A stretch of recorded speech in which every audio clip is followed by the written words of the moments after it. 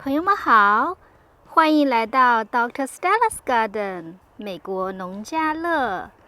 哇哦 ，Look at all these hyacinths， 好美啊，好香啊！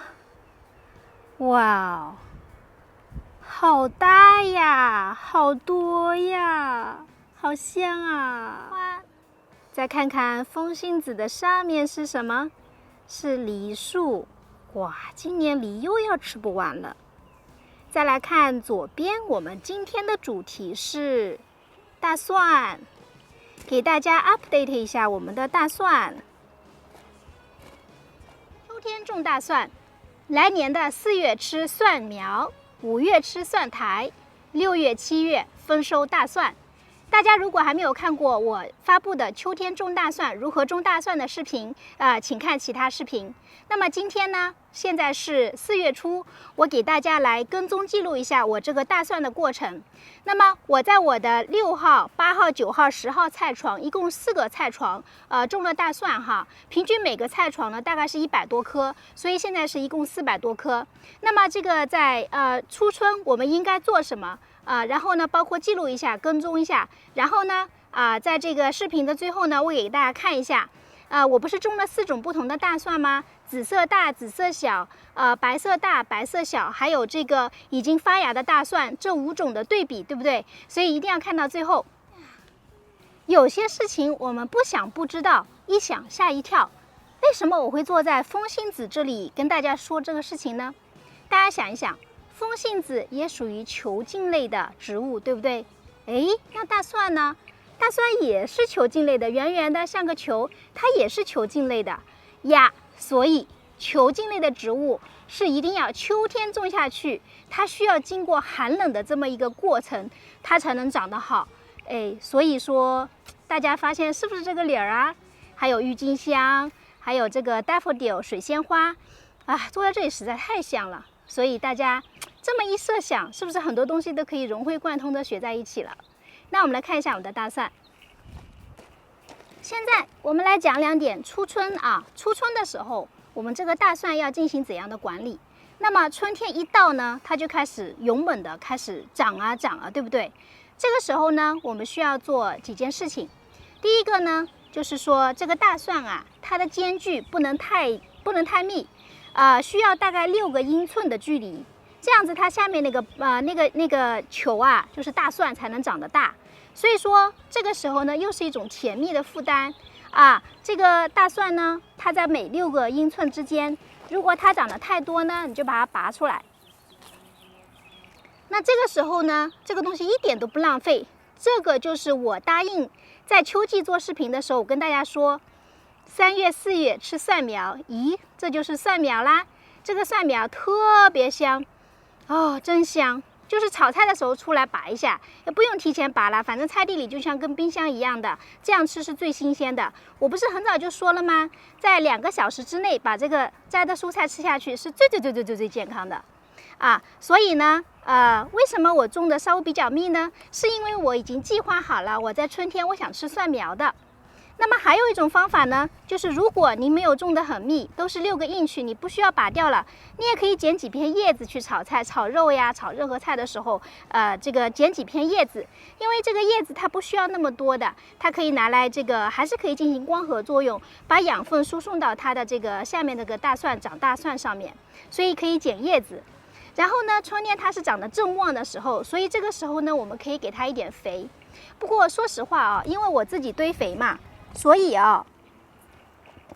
我菜地里啊，这个通常啊施肥都不是很勤快的，因为我用的都是自己的堆肥，然后呢又用自己做的免费的酵素，都是很有机的嘛，所以我一般都不太用买来的肥的，很少的，非常的天然有机，对。所以呢，我隔3差5呢就来见一下就拿来炒菜。那么见的时候，当然了，你肯定是这个先见这些最小的，那么太密的地方，大的就大的见出来好了。如果多嘛，就送给朋友一点，对吧？那么我这个菜床啊，6、8、9、10，我这个8号菜床是我这个做实验的这个基地这边写了牌子的。但是哦，我跟你们说啊，这个牌子哦，那个笔啊，我现在才知道要专门用这种户外的笔。这个 Garden Marker Outdoor Use， 它是防紫外线、防太阳、防雨的，所以之前我都没有用这种笔，真是亏大了。这上面呢，啥都没了，被雨水给冲刷完了，基本上过个4个月5个月，家里那种黑笔不行，所以我赶紧买了这个笔，亚马逊买的。我推荐大家。这个我觉得是我们种菜种花的朋友必须要的，因为都要 mark 一下嘛哈。那么这个呢可以买，也可以自己用那个牛奶壶做，对不对？我不是跟大家分享了怎么做嘛，大家可以看我的视频，也可以省一点钱。这个是一定要买的，我把它放在这个视频的下边哈。现在呢，我这些个 mark 给大家看一下啊，基本上看不见了，所以我要赶紧重新再写一下，因为我还要等着它大蒜出来再进行一个对比，对吧？现在我们看一下从蒜苗的情况来看哪一个长得是最好的，好吧？我们现在开始啊。好，现在我们来这个8号菜床啊，来看我们的这个实验对比结果。这个呢是，你看，就是大家看，基本上看不见了嘛，对吧？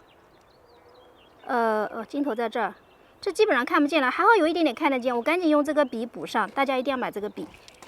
这个呢是紫色大的，然后呢也是蒜很大的，在这里。那么这个看起来呢长得有点，这边呢有点小，就是大的呢也有一些啊。我现在再过来看一下这个，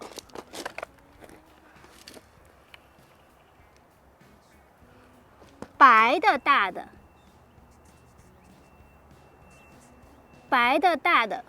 我觉得白的大的哈长得是最好的，就是说颗都很粗壮。然后呢，这一排是紫色的那个小的。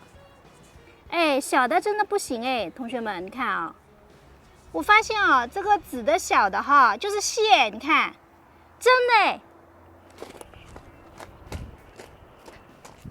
好，刚才呢，我把所有的标签都写了，我发现这个实验结果的这个对比啊，非常明显，就是紫色的大蒜，大颗的在这边种的比较多，那么它长出来以后呢，它有粗壮大的，但是也有相对呢。比较小的、比较细的哈，然后白色的大蒜啊，它的生命力更强。我发现，那这个白色的大蒜呢，这边哈，你看这2排是齐刷刷的粗壮，齐刷刷的粗壮，然后呢，这边是这个这一排大家看，这一排是那个紫色小的，就是它那个蒜比较小的，然后紫色的这种，你看这边就是它，我就种了一排嘛，齐刷刷的瘦弱，大家看。这个对比很明显是吧？然后呢，白色的小的哈倒是长得还可以，就说白色的蒜啊，然后小颗一点的，它长得倒是还可以的，也是齐刷刷的，然后其实还挺粗壮。所以我发现这个白色的蒜啊，它可能这个生命力强一点。最后再看第5种，这个是已经发芽的蒜，啊，真的是不行，这个真的很稀稀拉拉。我对于这个整一缸这个大蒜啊，这个对待他们的态度是一模一样的，所以说在实验方法上是没有区别，同时种下去，然后对待是一样的，所以这个你看很稀稀拉拉。所以说大家买蒜的时候啊，就从至少我这一次的实验结果发现啊，这个蒜还是要买这个没有发芽的。然后呢，蒜瓣要大的种下去，这个种出来就是大一些。至少我们现在看的这个蒜苗是大的啊。那么，请大家继续关注我的视频，接下来的蒜苔的情况，还有大蒜的情况，这个对比我都会给大家跟踪做记录。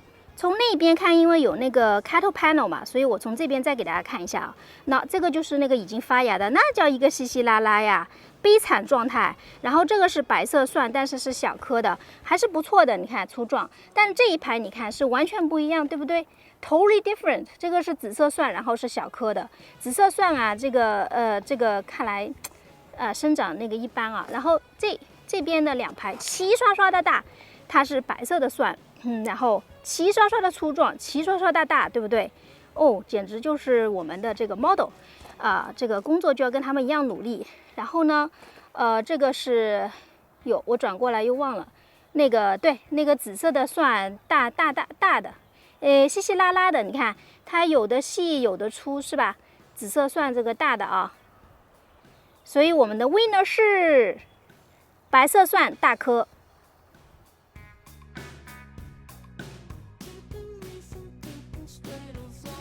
感谢观看，欢迎订阅 Dr. Stella 美国农家乐 Happy Garden Healthy Life。